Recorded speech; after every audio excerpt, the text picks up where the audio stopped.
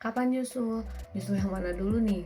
Mental atau financial? Semua orang itu sedang lari gitu. Dan aku ngerasa lagi belajar jalan tentang quarter life crisis. Ketika semua orang udah sampai, kita masih bingung titik startnya yang mana.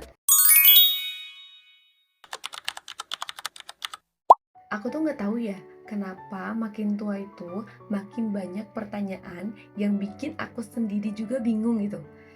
Dari kecil tuh disuruh belajar biar pinter, disuruh kuliah biar sukses. Sekarang udah lulus, malah ditanya terus, kerja di mana? Gajinya udah berapa? Kapan nyusul?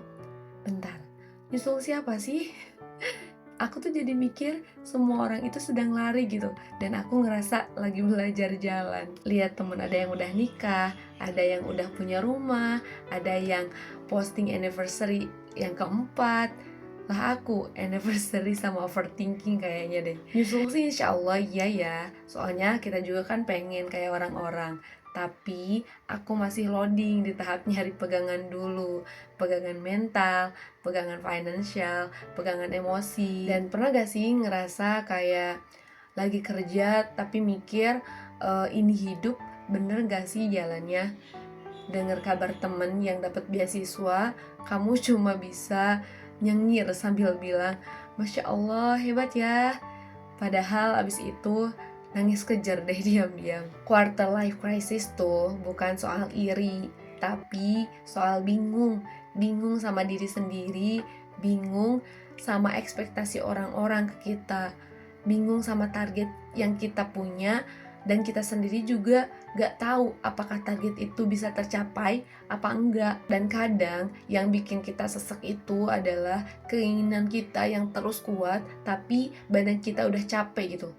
Capek mikir uang, capek mikir masa depan, capek mikir soal jadi kapan nyusul. Tapi hey, gak semua orang harus sampai di usia 25. Gak semua cerita hidup itu dimulai dari wedding stage.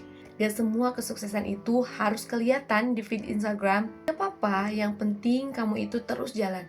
Walau pelan, walau masih sering nangis, walau kadang ngerasa sendiri.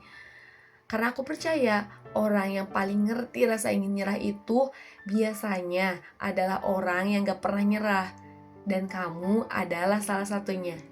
Jadi, biar kata sekarang kamu masih bingung, percayalah, kamu lagi bertumbuh, bukan tertinggal.